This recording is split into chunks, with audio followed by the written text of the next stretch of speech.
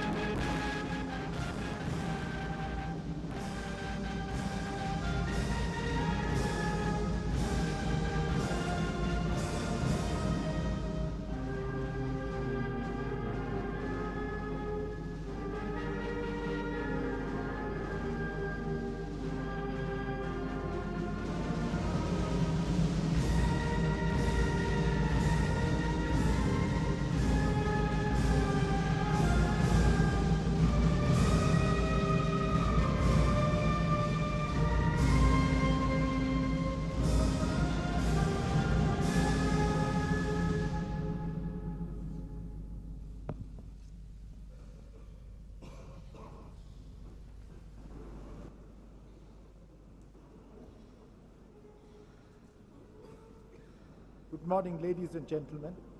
We now begin the proceedings of the first session of the second day of the Visitors Conference 2015. Honorable President of India, Shri Pranab Mukherjee, Honorable Prime Minister of India, Shri Narendra Modi, Honorable HRD Minister, Srimati Smriti Zubin Irani, Honorable MOS Chemicals and Fertilizers, Shri Hansraj Ahir, Honorable MOS HRD, Shri Ram Shankar Khateria, Professor C.N.R. Rao, Srimati Amita Paul, Secretary to Honorable President, Vice Chancellors, Directors of Institute of Higher Learning, distinguished guests, ladies and gentlemen. We have gathered here in the historic Darbar Hall of Rashtrapati Bhavan to witness yet another historic event, the launching of IMPRINT, the acronym for Impacting Research, Innovation and Technology. Conceived in the presence of the Honorable President and Honorable Prime Minister, in the last similar conference, IMPRINT would develop a roadmap to research to address the major engineering and technological challenges in 10 technology domains relevant to India. IMPRINT has a potential to yield rich dividends. It has the promise of being a grid on which the various innovative schemes like the Make in India program, personally launched by the Honorable Prime Minister to take the nation on an unprecedented economic trajectory, gain momentum and greater traction. With these few words, I request Srimati Amita Paul, Secretary to the Honorable President, to welcome this august gathering.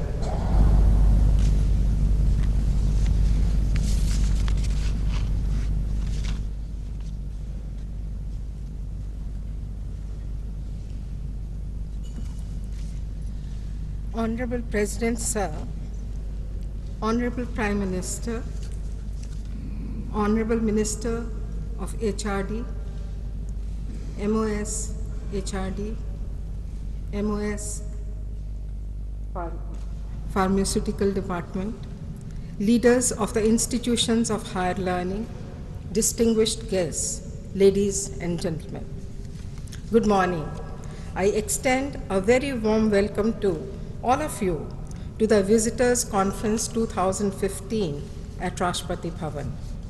I am really grateful to the Honorable Prime Minister for making time to be with us this morning. His presence will serve as an inspiration for all the participants.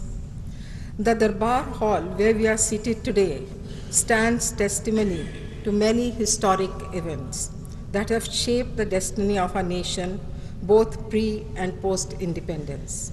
I have no doubt that the present Visitors' Conference shall be viewed as an important landmark in the annals of higher education in India. Honorable President is a staunch believer in the transformative power of education. For him, science, education, research, and innovation are the four pillars on which the development as well as the work culture of a nation rests. In pursuance of his vision, we have, with the wholehearted support and cooperation of the Ministry of HRD, convened a total of 7 conferences of heads of central universities, NITs, IITs, and ICERs at Rashtrapati Bhavan over the last 3 years. The recommendations emanating from these conferences have resulted in a number of initiatives and positive outcomes in the field of higher education.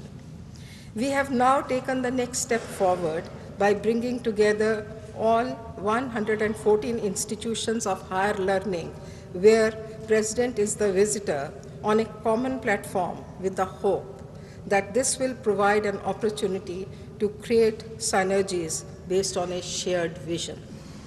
Ladies and gentlemen, the agenda for this conference aims at drawing a roadmap for making our higher educational system more relevant, contemporary, and benchmarked to international standards. The major items for discussion include improving the quality of higher education to bring it at par with the top institutions of the world through national and international networks, building the capacity of the faculty to provide quality education, developing scientific and technological capacity for innovation and research, creating interlinkages with industry, and deepening the involvement of alumni. You will find novelty underlining the narrative of this conference. Yesterday was devoted to pre-conference activities. We began with a vibrant session on industry-academia collaboration, followed in the evening by an exchange of 43 MOUs in various areas. This, by any standards, is an impressive beginning. In the second session, we had the pleasure of listening to three eminent Indians, Professor C.N.R. Rao, Professor M.S. Swaminathan, and Shri Kailash Satyarthi. They shared their life experiences with us, their achievements and their contributions to the society not only served to underline the fact that we as a nation abound in potentialities, we only have to learn to realize them. I would like to express our deepest gratitude to them for their inspiring presence and the stirring interaction that followed. During the first session today, we'll see the launch of Imprint India by the Honorable President. Imprint, which stands for Impacting Research, Innovation and Technology, is a pan-IIT and ISC initiative aimed at developing a roadmap for research for solving major engineering and technology challenges in 10 domain areas relevant to our country. This will be followed by the release of a brochure by the Honorable Prime Minister, which would help in widespread dissemination of these topics of research amongst the scientific community. This, we are confident, will result in directing research activity to critically important areas, enabling our scientific and educational institutions to actively partner in the India growth story. We will also have two panel discussions, one later in the day and another tomorrow, where eminent personalities from academia, industry, and research organizations will share their perspectives on the agenda items for the conference. Finally, the group work on agenda items for this year's conference, as also the status of action taken on previous year's conferences, shall be presented to the Honorable President by the heads of the participating institutions. In line with our emphasis on international rankings, the two major international rating agencies, QS and Times Higher Education, shall be making detailed presentations on ranking methodology and related aspects in a pre-dinner session. I'm sure this entire range of activities will keep us gainfully occupied over the next 2 days. We expect a clear and defined pathway for moving forward to emerge from these deliberations. With these words, I once again welcome all of you to this conference. Thank you. Thank you, ma'am. I now request Honorable HRD Minister, Srimati Smriti Zubin Irani, to address this gathering. Madam.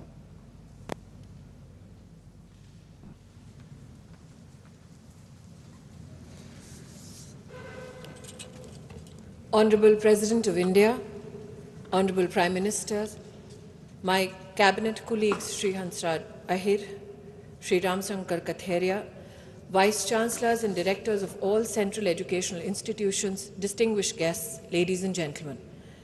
At the onset, while I extend my warm greetings to institutional leaders, academia, industry leaders, I also take this opportunity to extend my grateful thanks to the Honorable President of India for blessing us with a lasting legacy of engagement, debate and deliberation through this, the annual platform aptly named the Visitors' Conference.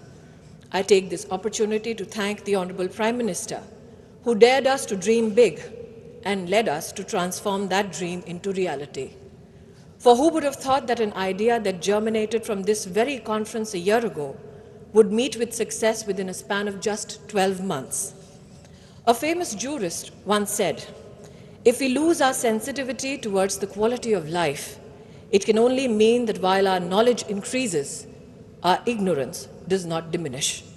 The Honorable Prime Minister gave a clarion call that institutions of higher education leverage their research capabilities for socially relevant programs, identify technology gaps, and prepare plans for innovations that could substantially increase income and growth in rural India. Thus began a journey called Unnat Bharat Abhiyan. While I congratulate institutions that have adopted villages to help accelerate growth through technology transfer, I implore that much more can be done.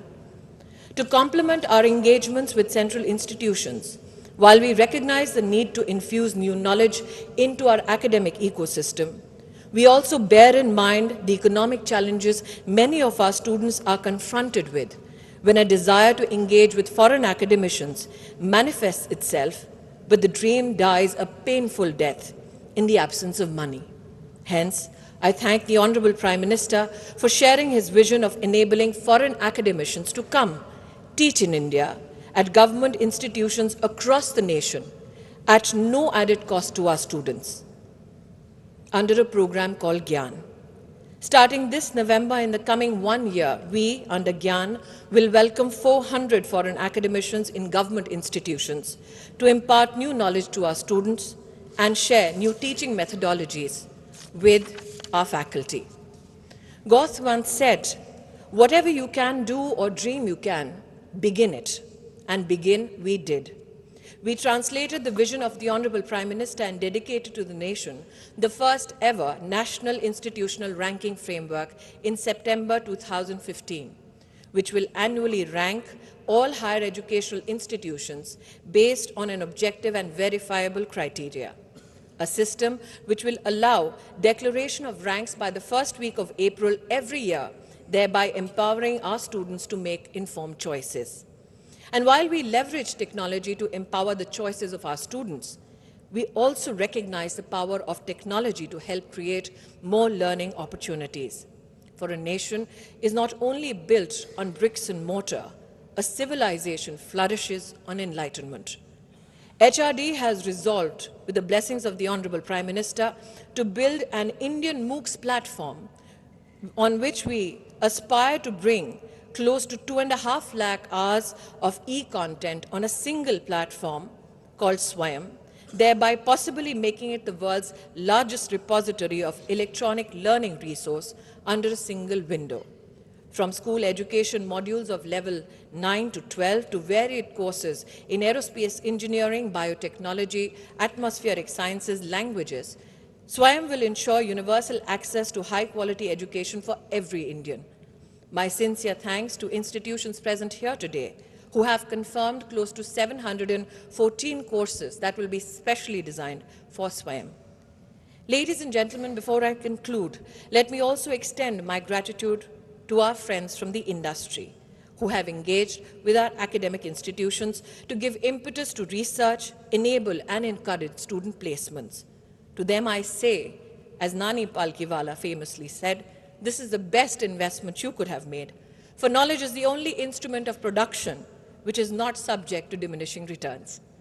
In the end, while I thank the Honorable Prime Minister for gracing this occasion and the Honorable President for hosting this much-needed conference, I recognize that opportunities multiply when they are seized and die when they are neglected. Without much further ado, I look forward to this historic opportunity to witness the launch of Imprint India with the blessings of the Honorable President and the Honorable Prime Minister of India, Shri Narendra Modi. Thank you, ladies and gentlemen. Jai Hind. Thank you, ma'am. Ladies and gentlemen, now I hand over the floor to Professor Indranil Manna, Director IIT Kanpur, for his presentation on Imprint. Dr. Manna, please.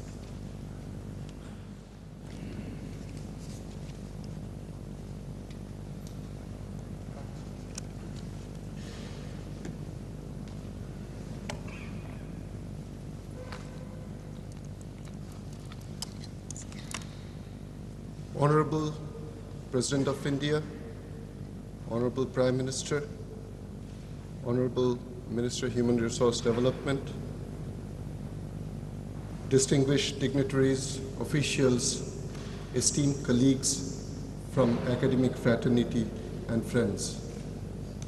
It is indeed a very rare privilege and a great honor to present before you the August gathering.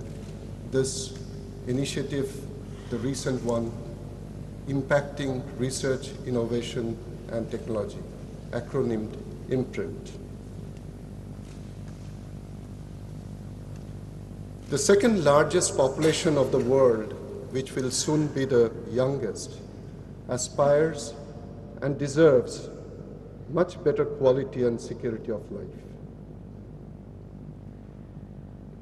Success in engineering endeavors can and should provide substantial solutions which is sustainable to all societal needs, challenges, and aspirations by accelerating innovation, creating new jobs and opportunities, and providing viable technology.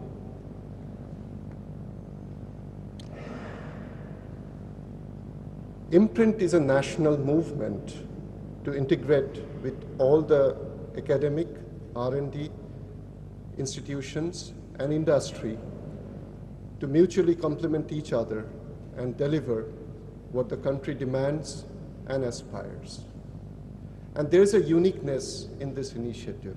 It's for the first time, all the IITs and IAC, they have come on board together and taken the pledge to work and deliver. We have a team which comprises about 200 faculty members drawn from these 17 institutions, but this team will expand. The focus is on sharpening India's competitive edge by empowering the human resources, enhancing India's international standing in science and technology, by boosting the economy, by taking enough measures to achieve inclusive growth and self-reliance.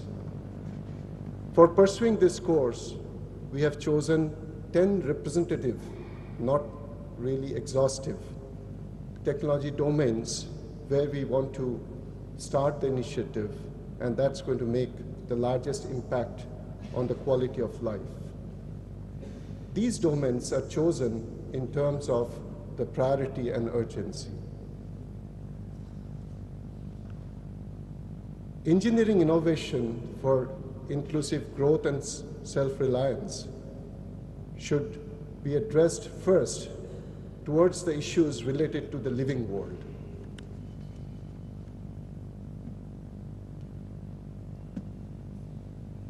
When we talk of the issues related to the living world, first and foremost, we want to ensure that housing is affordable and sustainable for all. There are issues which are related to civil engineering, architecture, social infrastructure, transportation, even leading to creation of smart cities.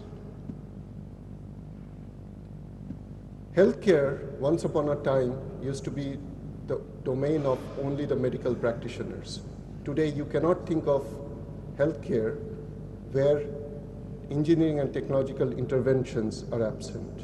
In fact, we aspire to make healthcare affordable and effective and available to one and all. We have to create new diagnostic tools, new sensors, imaging techniques, ICT solutions to reach out to all, create regenerative medicine, understand the knowledge behind traditional medicine, and most importantly, make the healthcare management and sort out all the legal issues related to this.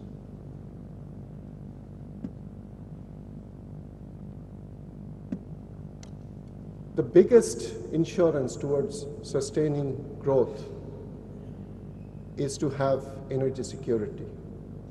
The country today has about 300 gigawatt installed capacity. To sustain the growth that we aspire to achieve, double digit, we immediately require to extend and expand by at least 4 to 5 times. Resources are limited.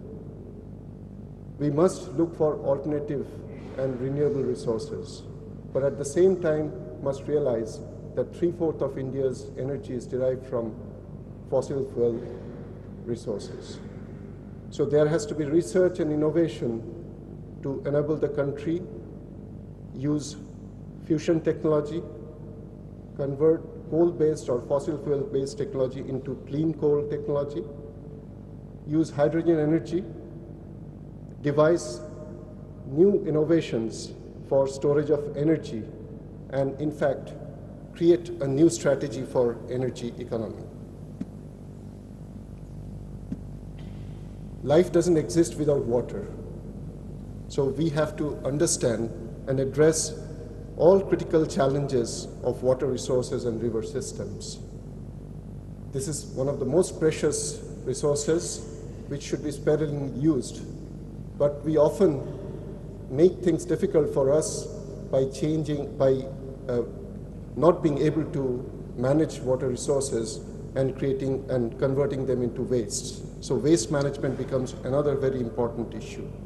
In fact, river system is today called river science because the entire population living in the basins of the rivers, their lifestyle, culture, and everything they aspire are all related to the river systems. Finally, the environment is something that we cannot jeopardize, even if we want to achieve the highest growth rate. So we have to worry about climate, we have to worry about the ocean, take care of air pollution and minimize. We also should make sure that carbon sequestration, nitrogen fixation, and all other important issues are well taken care. So growth and prosperity without adverse impact on environment is something we want to achieve through imprint. The next domain or garland of issues related to our endeavor to achieve engineering innovation for inclusive growth and self-reliance is related to the materials world. It's not just advanced material. Materials as a whole acts as the backbone for any hardware industry. So we must reinvent our technological excellence in structural materials, functional materials, emerging materials, so as to achieve leadership in hardware through all these materials technology. In fact, if the country has to achieve the great goal set by Honorable Prime Minister of Make in India, then we must improve the competitiveness of Indian manufacturing industries. And in order to do that, we must realize that the process should start right from the grassroots.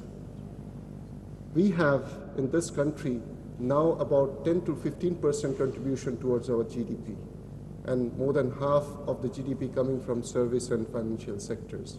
This is not quite a sustainable model, and manufacturing must contribute very significantly towards country's economic growth. And in this endeavor, nanotechnology is something which cannot be ignored. We have made great strides in nanoscience. Now is the time when just not looking at the high resolution and small length scale understanding of materials, but we must translate that knowledge into viable products, which is not only miniature, but also achieve certain new functionality, which is possible only because of the exploitation of nanometric materials and design. Talking about materials, the country also requires security against all kinds of threats to homeland and even cyberspace. The country must be capable to defend itself against any enemy attack, and to a large extent, the excellence to which we can achieve that depends on the material hardware that we can produce in this very country and reduce our dependence on external sources. Information science and technology leaders across the world today, majority of them are of Indian origin. If they could do offshore, why can't do it onshore? So we must aspire to achieve the global leadership in information and communication technology.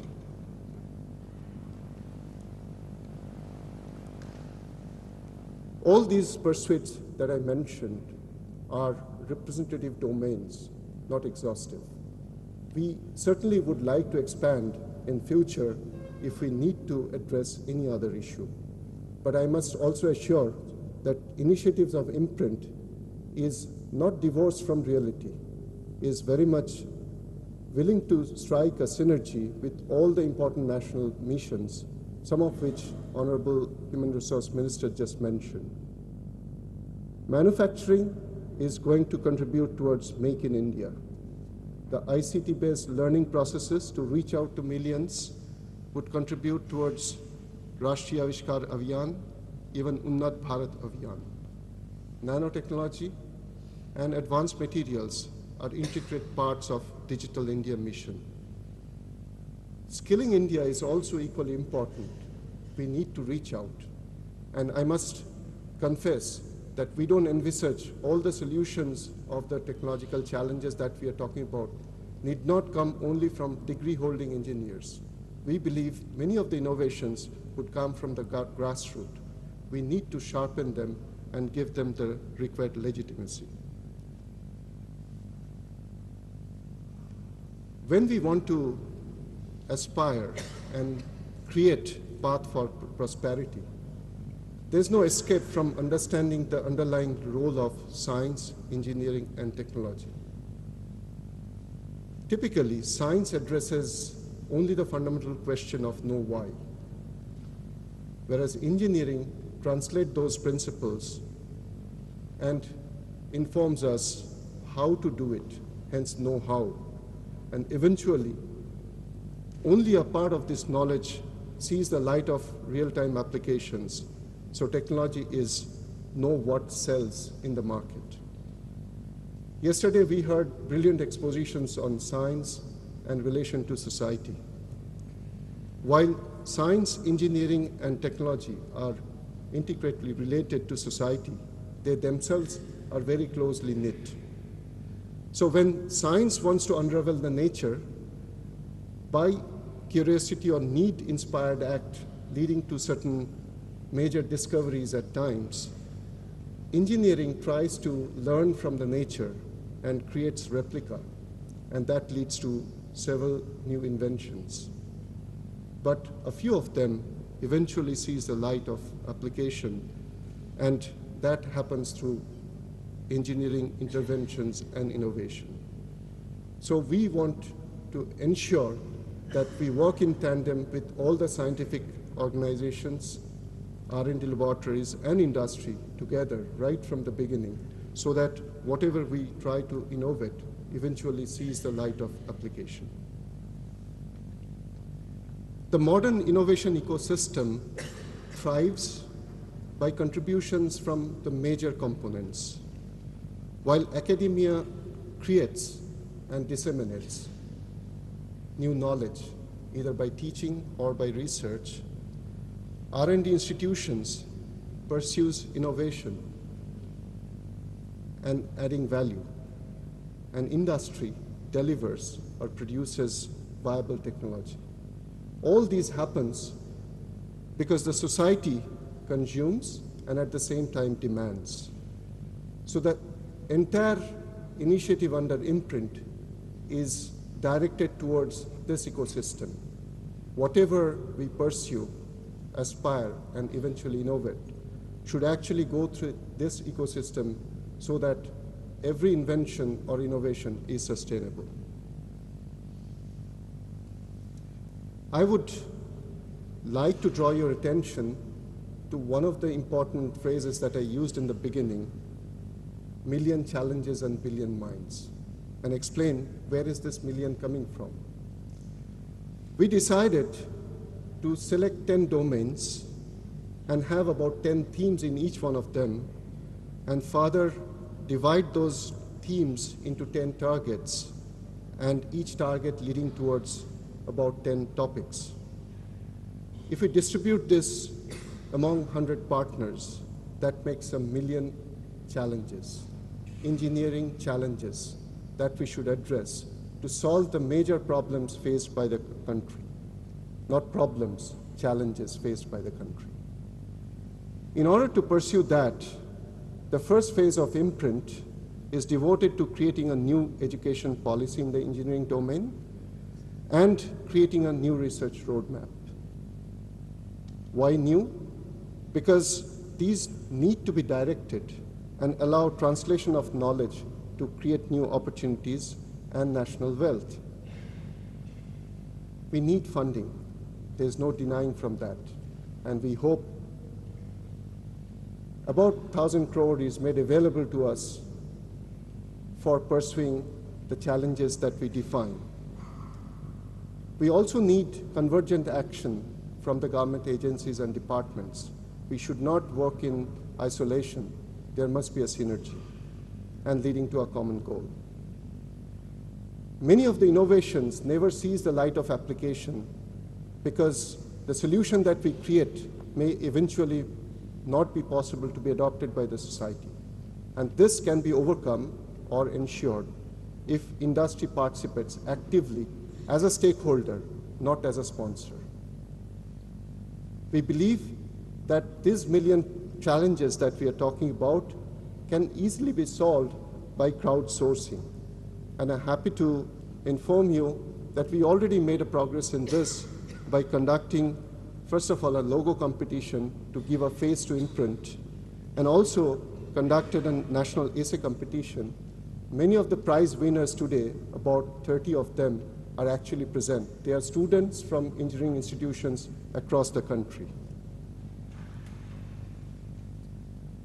Recently, in an international forum where scientists from National Academy of Engineering USA participated, one of the colleagues made a mention that in India, you enjoy an unfair advantage. What he meant was that for a population of 1.25 billion, close to 1 billion are about 35 or younger. And we'll soon be the youngest nation in the world. If this country has one major resource, this is this human resource, and Imprint is committed to empower them through new kind of engineering education so that solutions will automatically emerge from the enthusiasm of them. I would also like to mention that the whole deliberation of Imprint started in Rashtrapati Bhavan last year when the Honorable President invited us, and one of the themes that we presented was on technology domains.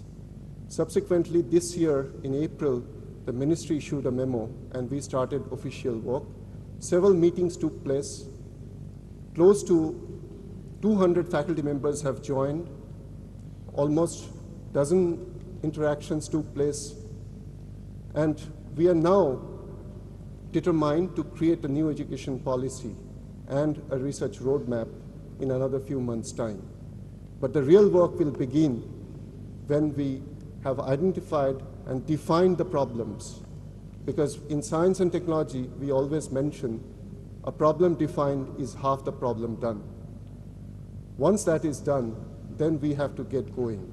And by that, what we mean is not just the IITs and ISC, but the entire country, the entire engineering fraternity. So million challenges may sound many, but resources are even more. We have billion minds, and success will eventually come to us provided we remain focused and devoted. I would like to, on behalf of the entire team Imprint, acknowledge our gratitude for giving us this very, very important platform to talk about Imprint. The highest political leadership of the country has given us this opportunity and will remain grateful forever. Thank you very much for your kind attention. Jai Hind.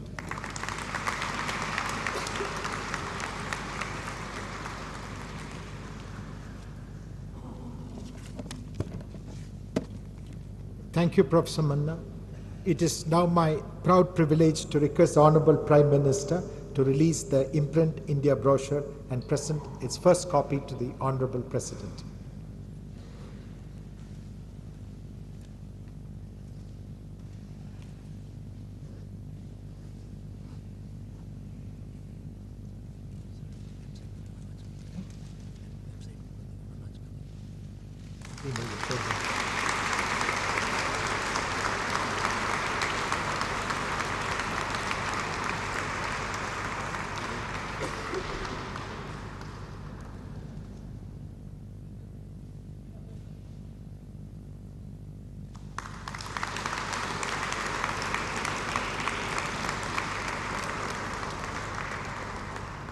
Thank you, sir.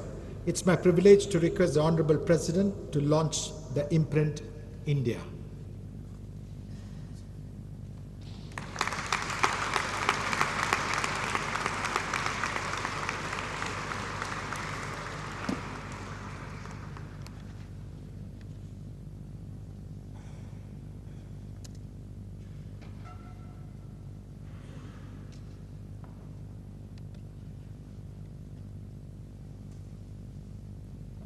With your permission, sir, may I explain that this website is a repository of all the knowledge that will be generated under Imprint, but this repository will be a dynamic one and will serve as a window to the rest of the world, including all the young minds that we want to attract.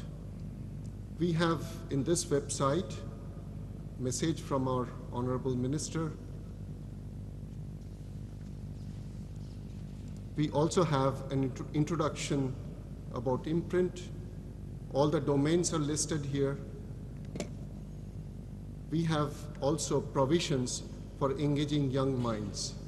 And most importantly, we are looking forward to connect to the entire world and leverage from whatever knowledge is available. So apart from these 10 domains, we also have a possibility of interaction with young minds where they can actually contribute and they can even pose questions which will be possible to, which will allow the young minds to interact with the experts at their convenience. So, thank you very much. Thank you, sir. It's my proud privilege to request the Honorable Prime Minister of India, Shri Narendra Modi, to address us. Honorable Prime Minister, sir.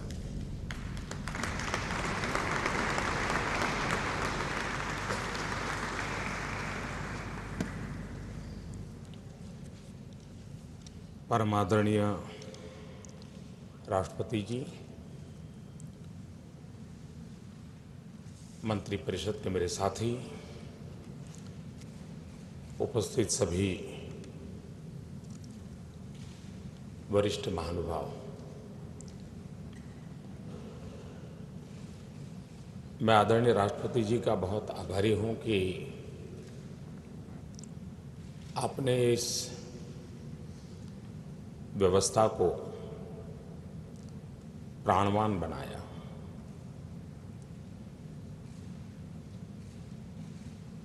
वरना आना मिलना कुछ इधर से कुछ उधर से और फिर बाय बाय, इस रिचुअल से बाहर इस व्यवस्था को निकाल करके इसमें प्राण भरने की कोशिश हुई है और समय की मांग के अनुसार उसमें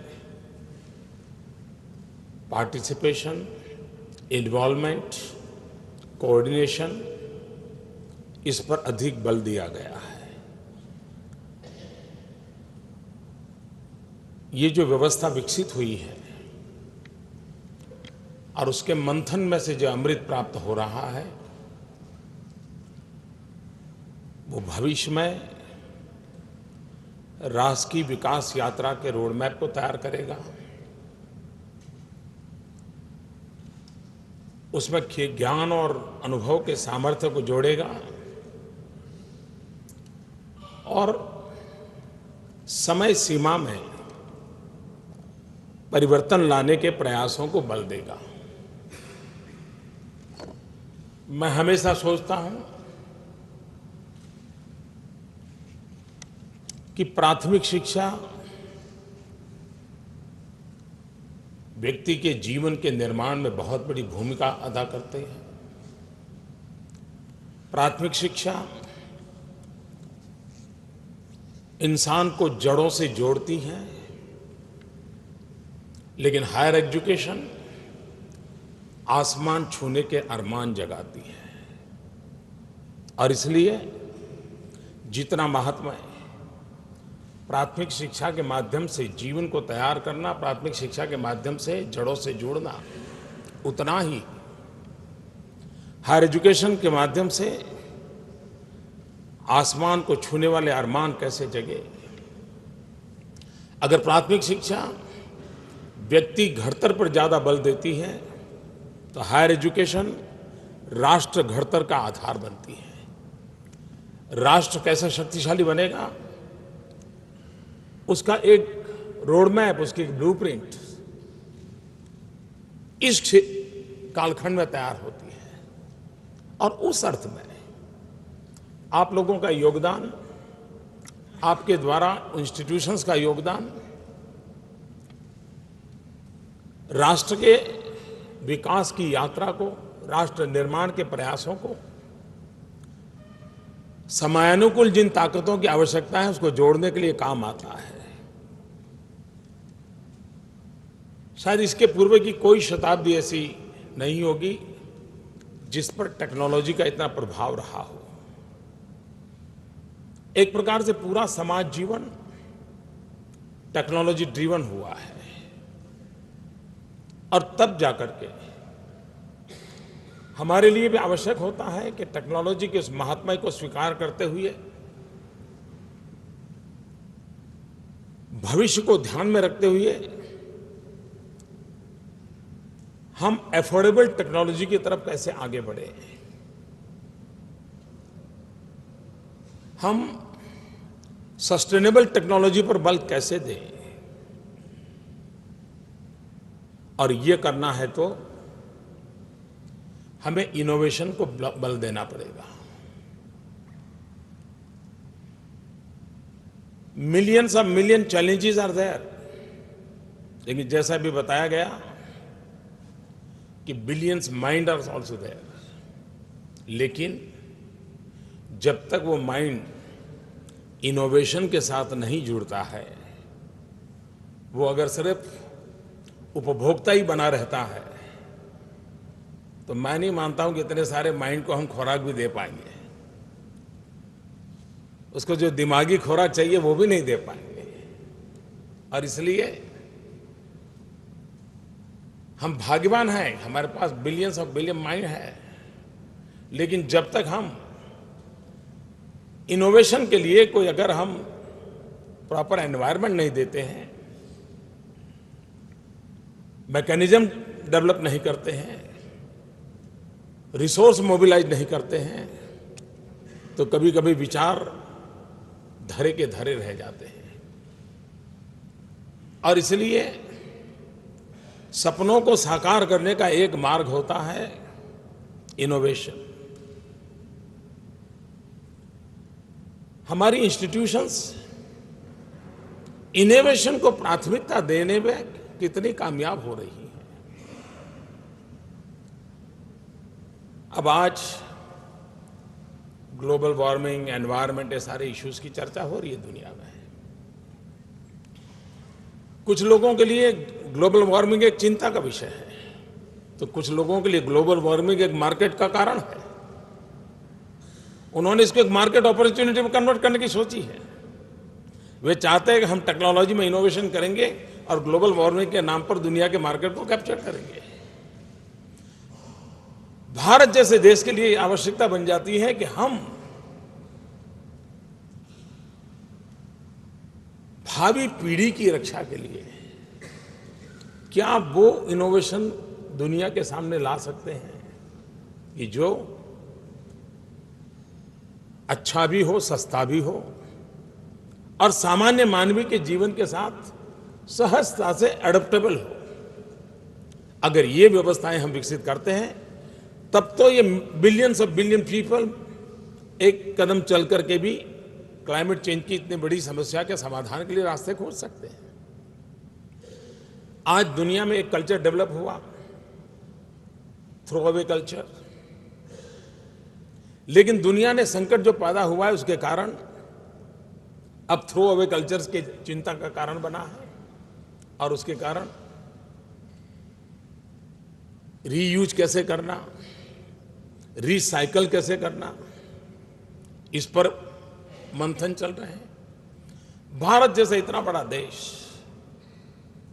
हम वेस्ट को वेल्थ में क्रिएट करने के लिए क्या इनोवेशन कर सकते हैं? मान लीजिए हमें 50 मिलियन मकान बनाने हैं। आज जिस मटेरियल के आधार पर मकान बना रहे हैं, क्या हम उतने मकान बनाने के लिए मटेरियल प्रोवाइड कर सकते हैं? हम जानते हैं इन दिनों नदी की रेत, बालू स्मगलिंग होता है। एक राज्य दूसरे राज्य में स्मगल करता है क्योंकि उसको कंस्ट्रक्शन के लिए रेत उपलब्ध नहीं है। एनवायरनमेंट के कारण भी ऐसे हैं कि रेत लेना भी मुश्किल होते जा रहा है। तब जाकर के हमारे इनोवेशन के लिए सबसे बड़ी चैलेंज है कि हम मकानों की रचना में किस मटेरियल को प्रोवाइड करेंगे। जो हमारे पास वेस्ट पड़ा होगा वही वेल्थ क्रिएशन का कारण बनेगा। हम इनोवेशन को कैसे लाए? हम कभी कभी बाहरी या उधारी चीजों को तुरंत अडॉप्ट कर देते हैं। जिस जगह पर मुश्किल से सप्ताह में एक आध दिन सूरज के दर्शन होते हैं, वो जब मकान की रचना करेगा तो चारों तरफ शीशे लगाएगा ताकि कहीं से एक किरण मिल जाए तो चली ना जाए, मेरे नसीब में आ जाए। लेकिन हम भी अगर वैसा करेंगे तो फिर हमें क्या करना पड़ता है? एक कर्टन लगाओ, 2 कर्टन लगाओ, 5 कर्टन लगाओ, टेम्परेचर यानी हमें हमारे रिक्वायरमेंट के अनुसार हमारे आर्किटेक्चर को डेवलप करना पड़ेगा। जब तक हम हमारे रिक्वायरमेंट के अनुसार हमारे आर्किटेक्चर को डेवलप नहीं करते हैं और हम बोरो की हुई व्यवस्थाओं को स्वीकार करेंगे तो शायद हम ही संकट को बढ़ाने के लिए हिस्सेदार बनेंगे। और इसलिए science is universal but technology must be local. ये जब तक हम एम्फेसाइज नहीं करते हैं।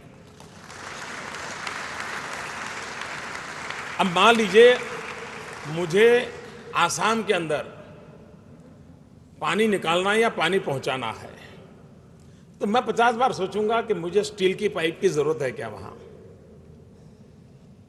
और मेरा आंसर है कि स्टील की पाइप के बिना बाम्बू को पाइप में कन्वर्ट कर करके पानी पहुंचाया जा सकता है और स्टील से उसकी लाइफ ज्यादा होती है।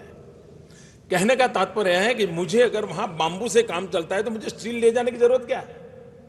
और इसलिए समाज जीवन की जो स्वाभाविक आवश्यकताएं हैं उसको हम कैसे उस प्रकार से उपयोग करें। हम एक वर्चुअल प्लेटफॉर्म तैयार कर सकते हैं क्या? एक वेबसाइट आज इम्प्रिंट की हमारे सामने आई है।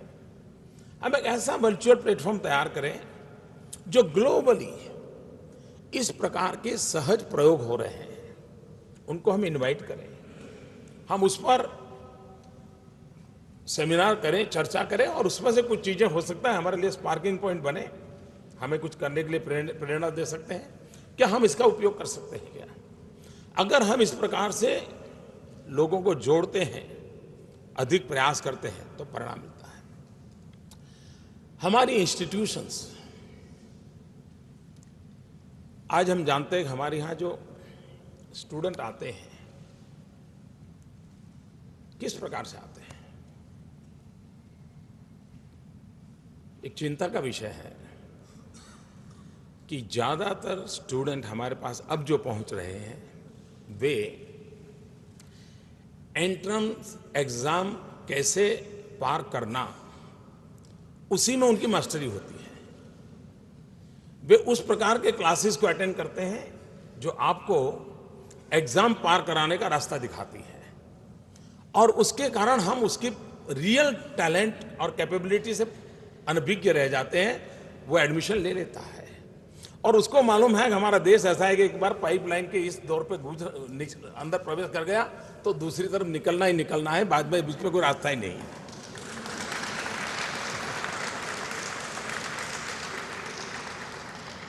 हमारे यहाँ कोई एक आईएएस अफसर 24 घंटे पढ़ाई करके एग्जाम पास कर लिया, अंदर आ गया तो उधर सेक्रेटरी बनकर ही निकलेगा। ये जो स्थिति है, और इसलिए हमें लगातार हमारे यहाँ रैंकिंग करने की पद्धति बदल सकते हैं क्या, वरना हम इन्वेस्टमेंट करते जाएं, समाज का है, मैं सरकार की बात नहीं कर रहा, हम इन्वेस्टमेंट करते जाएं लेकिन अल्टीमेट प्रोडक्ट जो है वो हमारे काम ना आए, उसका तो गुजारा कर लें, लेकिन वो खुद का गुजारा तो टीचर बन के भी कर लेता। आज हमारा देश इतनी बड़ी मात्रा में डिफेंस इक्विपमेंट इंपोर्ट करता है, देश का बहुत बड़ा बजट डिफेंस सेक्टर में लगा है। क्या मेरे देश की टेक्निकल इंस्टीट्यूशंस वो रिसर्च और इनोवेशन में लीड नहीं कर सकते कि जो डिफेंस इक्विपमेंट मैन्युफैक्चरिंग के लिए जो रिसोर्स मोबिलाइजेशन है उसमें सबसे बड़ी ताकत है टैलेंट एंड ह्यूमन रिसोर्स। उस ह्यूमन रिसोर्स की कैपेबिलिटी इतनी हो कि दुनिया के किसी भी डिफेंस मैन्युफैक्चरिंग वाले लोग हैं उसको पहले ये ध्यान में आना चाहिए कि भाई the best talent is here, मैं मैन्युफैक्चरिंग में करूंगा, और मुझे अगर चीप टैलेंट मिल जाती है तो मैं ग्लोबल मार्केट के अंदर एफोर्डेबल रूप में खड़ा हो जाऊंगा, मैं मार्केट में खड़ा हो जाऊंगा। और इसका मतलब ये हुआ कि मुझे अगर मेरे देश की डिफेंस रिक्वायरमेंट के लिए इतना इंपोर्ट है, अगर मेरी इतनी इंस्टीट्यूशंस मिलकर के तय करें कि अब हिंदुस्तान के 10 साल के अंदर डिफेंस इक्विपमेंट इंपोर्ट करने में हम 50% कम कर देंगे, मैं समझता हूं भारत सरकार को जितना बजट बचेगा इसी एजुकेशन सिस्टम को बढ़ावा देने के लिए देने में कोई हर्ज नहीं होगा। कितना बड़ा फायदा होगा, हम आत्मनिर्भर बनेंगे। और इसलिए हम लोगों को जब तक ये हम नहीं सोचते कि हमारी आवश्यकताएं क्या है, आज सोलर एनर्जी की तरफ सबका ध्यान गया है। 175 गीगावाट बहुत बड़ा एम्बिशियस प्लान है। दुनिया के किसी भी देश के व्यक्ति के साथ जब भारत 175 गीगावाट रिन्यूएबल एनर्जी की बात करता है तो 5 मिनट तो समझ नहीं पाता है कि मैं मेगावाट बोल रहा हूं गीगावाट बोल रहा हूं। उनको अचरज हो रहा है, क्या कोई देश इतना बड़ा इनिशिएटिव ले सकता है? लेकिन अगर हम टेक्नोलॉजी में इनोवेशन करें, हम सोलर मैन्युफैक्चरिंग में, सोलर के इक्विपमेंट मैन्युफैक्चरिंग में हम नए इनोवेशन कर करके हम मैक्सिमम पावर जनरेशन की दिशा में कैसे जा सकते हैं, हम उसको और कॉस्ट इफेक्टिव कैसे बना सकते हैं, हम कितनी बड़ी देश की सेवा कर सकते हैं। अभी मैं एक साइंस मैगजीन देख रहा था, पढ़ तो पाता नहीं हूं ज्यादा, तो उसमें एक चीज मेरे ध्यान में आई। एक प्रयोग चल रहा है विंड एनर्जी के संबंध में। तो जो विंड टर्बाइन्स हैं, अब वो हवा में जो ह्यूमिडिटी है उसको भी कैप्चर कर रहे हैं। अब वो विंड के कारण पावर तो जनरेट करते हैं, लेकिन उसी व्यवस्था से वो ह्यूमिडिटी को कैप्चर करके उसमें से पानी में कन्वर्ट करते हैं। और एक विंड मिल 24 घंटे में 10,000 लीटर स्वीट वाटर हवा में से लेकर के दे सकता है। मतलब कि मान लीजिए रेगिस्तान के इलाके के गांव है, अगर वहां हमारे ऐसी विंड में लगती है जहां विंड वेलोसिटी भी है, और अगर मैं 10,000 लीटर स्वीट वाटर देता हूं, मतलब मैं हेल्थ के सारे प्रॉब्लम का सॉल्यूशन करता हूं, जीवन जीने की क्वालिटी ऑफ लाइफ में बदलाव लाता हूं। क्या मैं मल्टीपल एक्टिविटी वाली मेरी टेक्नोलॉजी, एक में से अनेक लाभ, इस दिशा में हम कुछ कर सकते हैं। और हमारे पास हमारे नौजवान दुनिया के किसी भी देश में जाएं तो इस प्रकार के पराक्रम कर सकते हैं। क्या हम भारत में वो अवसर दे सकते हैं?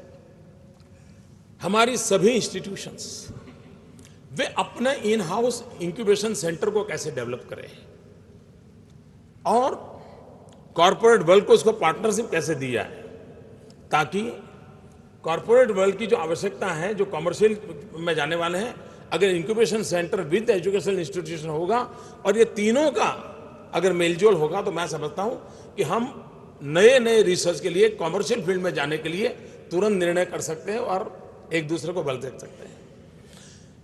हम मेक इन इंडिया की बात करते हैं। मेक इन इंडिया की सबसे बड़ी ताकत क्या है? रॉ मटेरियल हमारे हैं, ऐसा हम दावा नहीं कर सकते, लेकिन हमारे पास ह्यूमन कैपिटल इतना स्ट्रांग हमारा बेस है कि हम मेक इन इंडिया के लिए दुनिया में क्लेम कर सकते हैं। और उसके लिए स्किल डेवलपमेंट, हम जिन विषयों पर काम कर रहे हैं, मान लीजिए मेरी पेट्रोलियम यूनिवर्सिटी है, गैस बेस्ड इकोनॉमी की दिशा में देश आगे बढ़ रहा है। अगर गैस बेस्ड इकोनॉमी की दिशा में मेरा देश आगे बढ़ रहा है, तो मुझे एक छोटे से गांव में भी गैस से संबंधित जो technology, repairing, pipe repairing, safety measures, इसके लिए छोटे छोटे लोगों की जरूरत पड़ेगी। क्या हमारी इंस्टीट्यूशन आखिरी छोर पर हमें किस प्रकार के ह्यूमन रिसोर्स डेवलपमेंट चाहिए, उसका सिलेबस तैयार करके स्किल डेवलपमेंट करने वाली इंस्टीट्यूशन तक उसको लिंकेज करे, तो मेरी यूनिवर्सिटी प्रोफेशनल लोगों को तैयार करेगी, मेरी यूनिवर्सिटी एक्सपर्ट साइंटिस्टों को तैयार करेगी, टेक्नीशियंस को तैयार करेगी। लेकिन बैकअप के लिए मुझे जिस प्रकार के ह्यूमन फोर्स की जरूरत होगी, वो भी साइमल्टेनियस तैयार होगा। कितना बड़ा बदलाव आ सकता है। लेकिन हमारा काम टुकड़ों में होता है। जब तक हम होलिस्टिक अप्रोच नहीं करते, इंटीग्रेटेड अप्रोच नहीं करते हैं, तब ये टुकड़ों से जब व्यवस्था बनती है तो हमारी कठिनाई बढ़ जाती है। और इसलिए हमारे लिए ये भी आवश्यकता है। दूसरी प्रकार से कोई देश इन आइसोलेशन नहीं चल सकता, उसी प्रकार से कोई एक इंस्टीट्यूशन इन आइसोलेशन नहीं चल सकती। हमारे लिए आवश्यक है कि समग्र दुनिया कहाँ जा रही है, उस दुनिया में हम कहाँ जा सकते हैं, उस जगह पे पहुंचने के लिए हमारे वेज एंड मीन्स क्या है, हमारे रिसोर्सेज क्या है, हमारी कैपेबिलिटी क्या है, और उसमें हम 5 ईयर प्लान बना करके, 10 ईयर प्लान बना करके इन चीज़ों पर फोकस करेंगे। हम इतना पहुंचेंगे तब तो जाकर के होगा। अदरवाइज मुझे याद है, मैं जब नया नया गुजरात में सीएम बना तो मेरा फोकस था ITIs, एक प्रकार के वो टेक्नोलॉजी वर्ल्ड का शिशु मंदिर है, बाल मंदिर कह दीजिए। मैंने उस पर फोकस किया तो मैं हैरान था, वहाँ पर जो ऑटोमोबाइल के कोर्सेज थे, वो कोर्सेज चल रहे थे जो गाड़ियाँ बनती ही नहीं है। अब कार वैसी अवेलेबल नहीं है, लेकिन आपका स्टूडेंट बेचारा एडमिशन लेकर के 1 साल भर उन चीज़ों को पढ़ता है।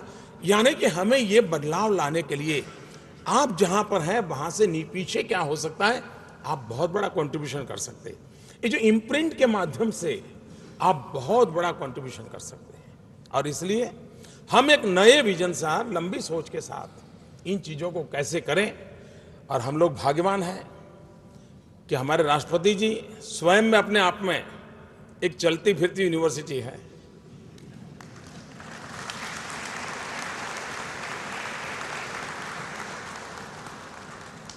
कोई मुझे पूछे कि प्रधानमंत्री बनने का आपका सबसे बड़ा फायदा क्या है, तो मैं कहूंगा सबसे बड़ा मेरा फायदा है राष्ट्रपति जी के निकट जाने का।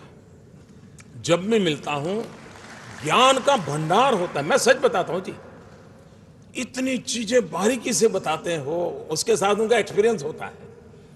आप लोगों के सीधा सीधा उनका मार्गदर्शन है, आपको उनके मार्गदर्शन में आप लोगों को काम करना है। मैं नहीं मानता हूं कि अब कोई हमें रोक सकता है। Sky is the limit. अब आप राष्ट्रपति जी के आदेशों के अनुसार, इच्छा के अनुसार चीज़ों को करेंगे। मैं मानता हूं राष्ट्र लाभान्वित होगा।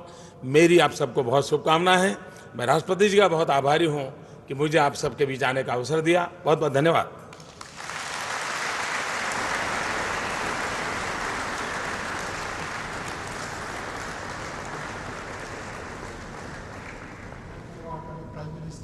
For your inspirational and stirring address. I now have the privilege to request Honorable President Shri Pranab Mukherjee to address this gathering. Honorable President, sir.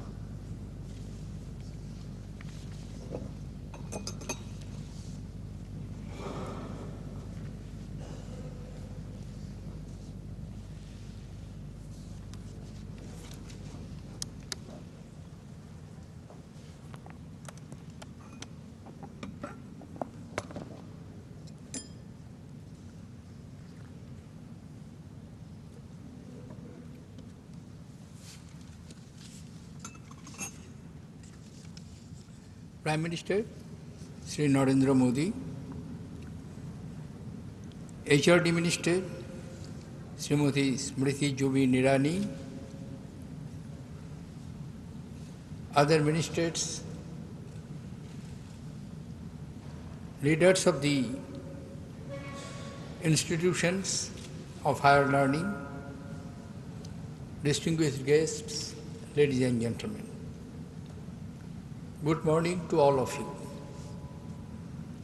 I extend a warm welcome to you all who are here to attend the first ever Visitors Conference.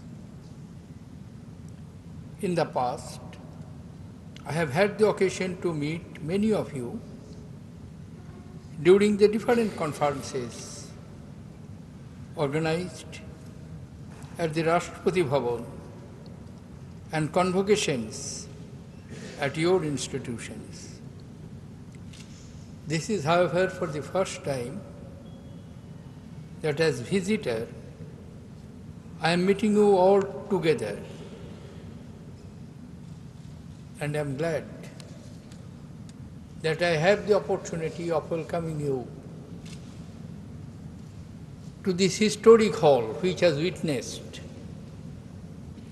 many momentous events, which has impacted on the evolution and forward movement of this country. These magnificent columns, beautiful chandeliers, high dome, witnessed at the midnight of 14th-15th August,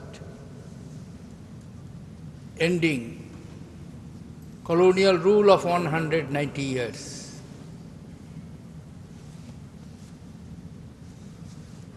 This all witnessed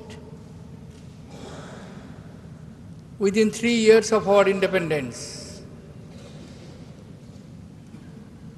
when we began our tryst with destiny, how India came out of dominion status and converted itself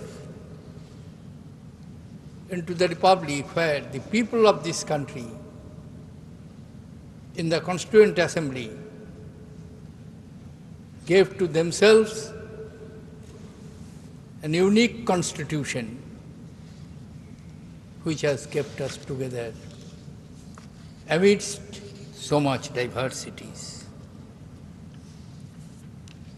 I am glad to have the first visitors conference inviting all heads of the central institutions at this hall. Thank you for attendance. As mentioned by my secretary, the outcomes of the previous conferences have given us the confidence that the institutions of higher learning, if they come together, can make a difference in a short span of time to higher education sector in our country. With this shared belief, we are here today. I thank Honorable Prime Minister Shri Narendra Modi for his gracious presence, his enchanting speech, inspiring words, I have no doubt will set the tone for the deliberations during the conference. I take this opportunity to also place on record my appreciation for Srimati Smriti Jubi Nirani, Minister for Human Resource Development, by steering various initiatives with purpose and energy, she has taken forward the education sector. I compliment the Prime Minister and the HRD Minister for the just launched programs of Imprint. A pan-IIT and IISc initiative.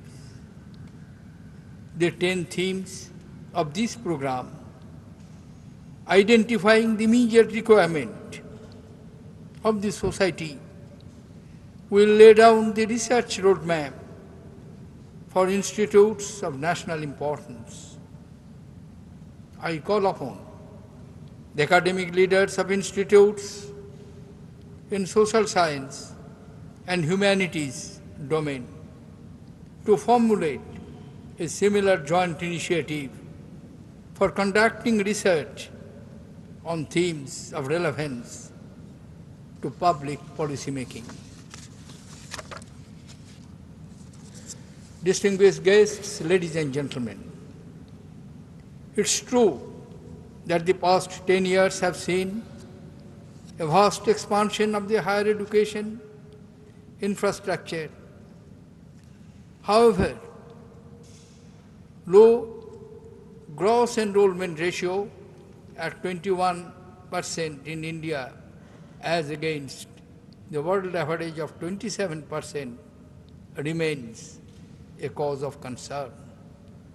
A new education policy is being formulated. I am told that a process of consultation has commenced on 13 themes for school education and 20 themes for higher education. The new policy must alter the dynamics of the education sector and help us achieve the GER target of 30% by year 2020, a goal we cannot afford to miss. Distinguished guests, ladies and gentlemen, at the altar of expansion, quality should not be sacrificed. Greater number of institutions translate into greater number of seats, enhancing access and equity in higher education. However, it has generated a lively debate on reach versus excellence, quality versus affordability, and accountability versus autonomy. A calm assessment will make it clear to all stakeholders that we need both reach and excellence, quality and affordability, and autonomy with accountability. Increasing access in higher education through digital inclusion is a way forward. We should, without delay, think of taking modified MOOCs to the secondary education level. To skill India, we must design MOOCs that is interactive and offer vocational aspirations and opportunity to learn. This could revolutionize delivery of skills knowledge. Distinguished participants, an institute of higher learning find its real value by excelling in education, research, and innovation. This calls for faculty development and augmentation of teaching resources across the board. This calls for inspired teachers, keen to learn students, and good physical and research infrastructure.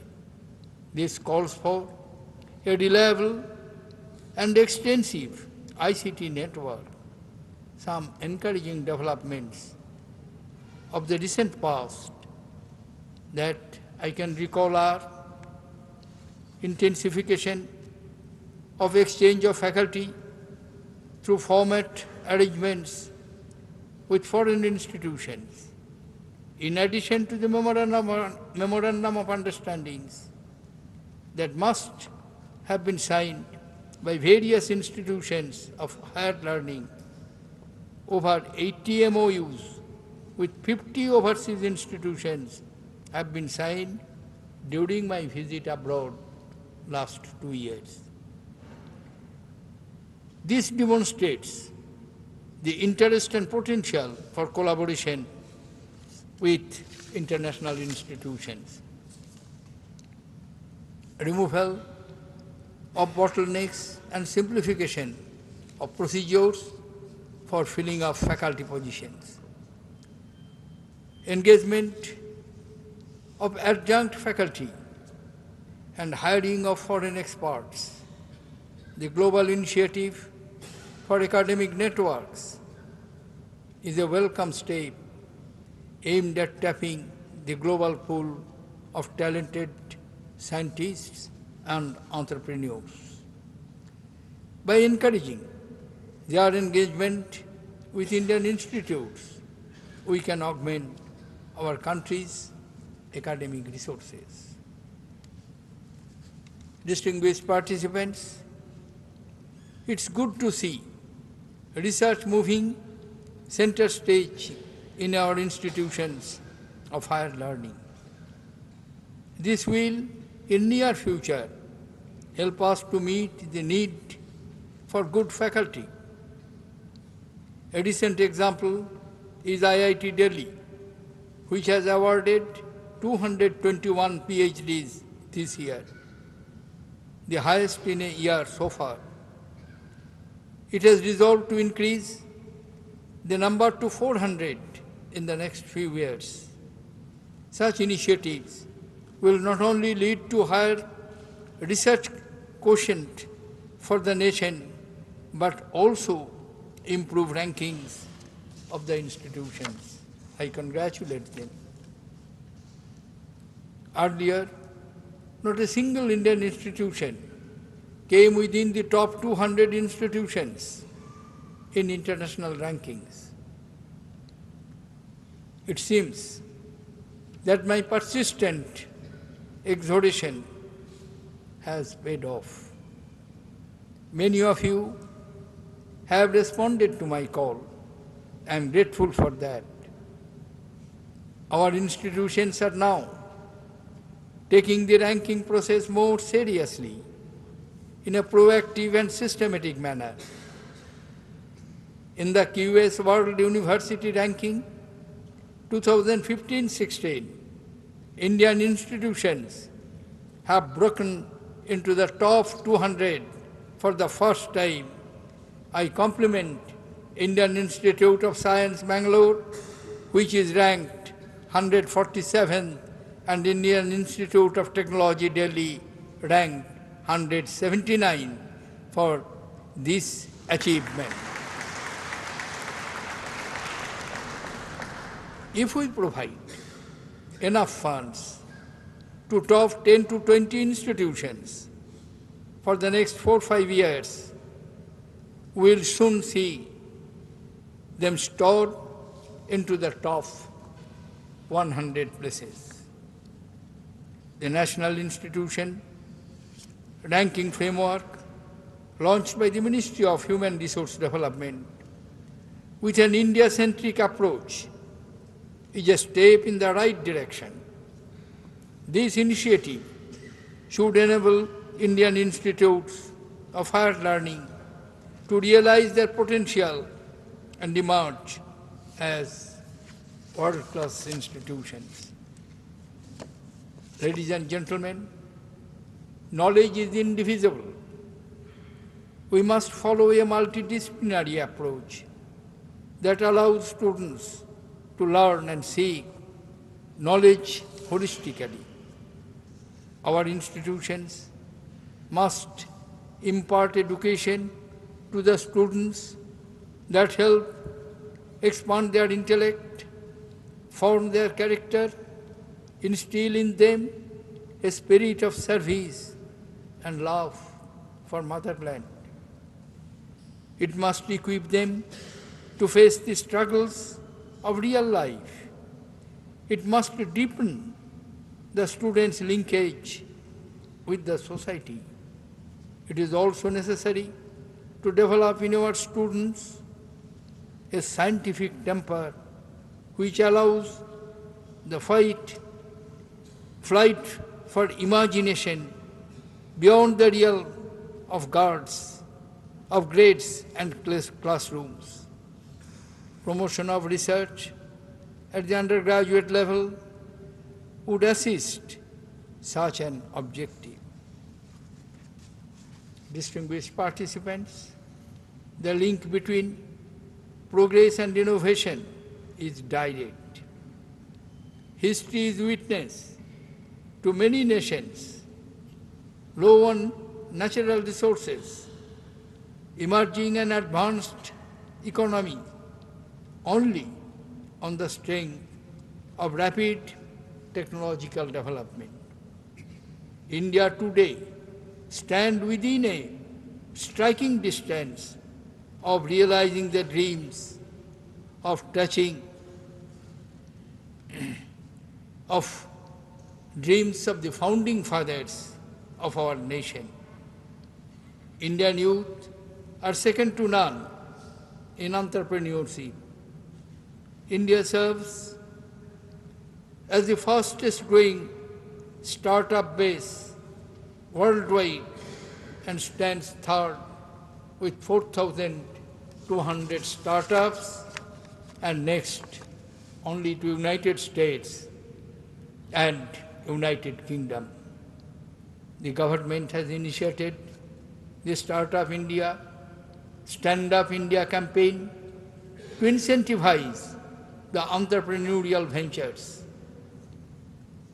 Prime Minister's speech this morning, I have no doubt, will inspire the entrepreneurs to build up this campaign at higher level.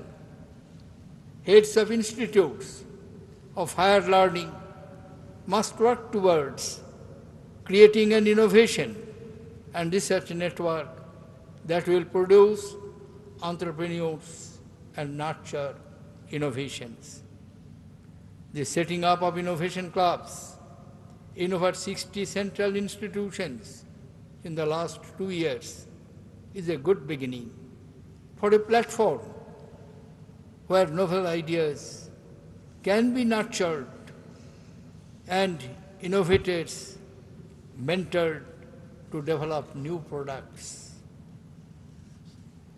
In response to the decision taken in the conference of the Vice Chancellors of Central Universities in 2014, industry interface cells have been set up in many institutions.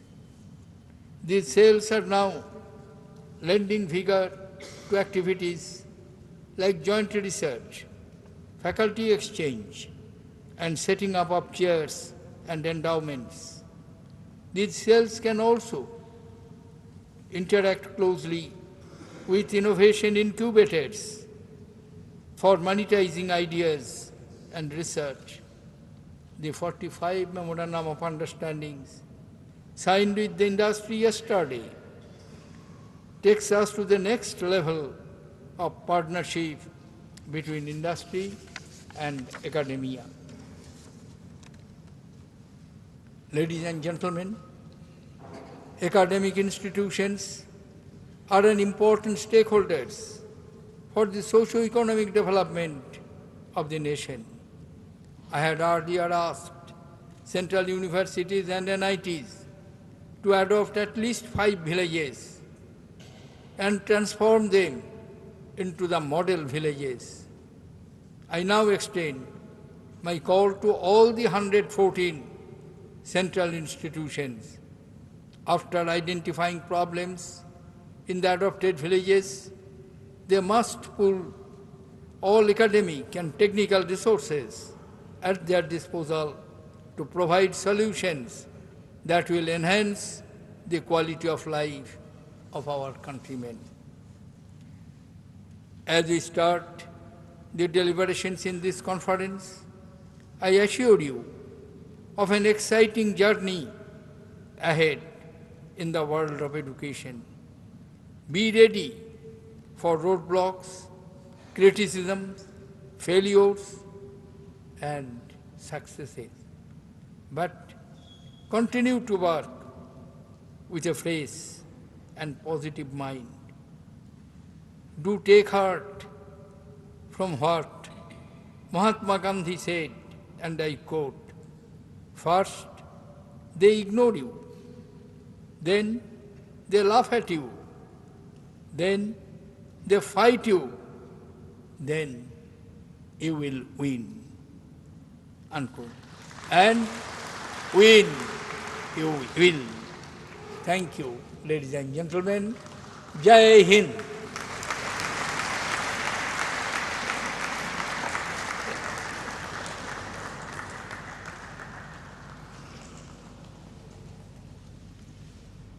Thank you, Honorable President, sir, for your words of wisdom and guidance. I now request Shri Vineshil Oberoi, Secretary, Higher Education, MHRD, to propose the vote of thanks. Honorable President of India, Honorable Prime Minister, Honorable Minister of Human Resource Development, Honorable members of the Cabinet, Secretary to the President, heads of institutions of higher learning, distinguished academics, representatives of industry, and my colleagues from government, ladies and gentlemen. It is my honor and privilege to extend a vote of thanks on this rare and unique morning where we've had the privilege of listening to the leaders of our nation as they share their thoughts, their mind and vision for the educational sector for India. It is our responsibility now to take this vision, to translate it into our dreams and then to reality. Sir, I would like to thank the Honorable President for the initiative, this edition, the largest edition of the Visitors' Conference, which has become and evolved into a growing and impactful platform for sharing, review, and dialogue, and a productive platform, as we have seen that over the past year, we have taken many of the ideas, many of the directions, the roadmap, and sought to make that into a blueprint for the future. So the Honorable President, in his address, he reminded us through the advice and encouragement of the need to expand access to higher education ratio, that our gross enrollment ratio is still a little over 22%, and we need to take this to 30% over the next few years to expand not only access, but equity and quality, and to ensure that the educational system meets the aspirations of our people. The Honorable President referred to the consultative and inclusive process through which the new education policy is being formulated, and reminded us of our responsibilities, that quality must be maintained and enhanced. He referred to the issues of autonomy, but also of accountability.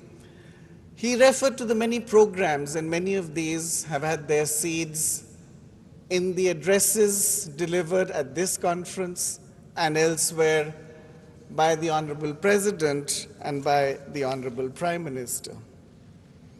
The Honorable Prime Minister spoke of the issues, the paths to their resolution, and the structures that must support a nationwide effort to bring education to the forefront as a catalytic agent, as an instrument of change, that science must be universal, but technology must be local, and that you need local solutions for local needs, and that we must move ahead not just in borrowed technologies but our own. He cited many sectors and examples, from climate change to defense to the everyday problems that confront our people. But the Honorable Prime Minister spoke of the need to have a holistic and integrated approach, that institutions cannot work in isolation. That technologies that we develop must be adaptable, affordable, and adoptable, and that we must move in that direction. I would like to thank the Secretary to the President and her team for her guidance and for the meticulous efforts that have gone into this conference, which has had this remarkably insightful and auspicious beginning. I thank the Imprint team led by Professor Indranil Manna and all our family of institutions represented here by their heads for their participation and for what I believe will be 2 days of both dialogue, discussion, as well as outcome. At the end, I would like to thank again the Honorable President and the Honorable Prime Minister for sharing their vision and also guiding us on how they can achieve it. I must express my thanks to the Honorable Minister of Human Resource Development for her constant encouragement and motivation, which has taken our team at the Ministry and our family of institutions to believe in itself and to move towards bringing about the change that has been spoken of this morning. Thank you all, and thank you for this morning. Thank you. Thank you, sir.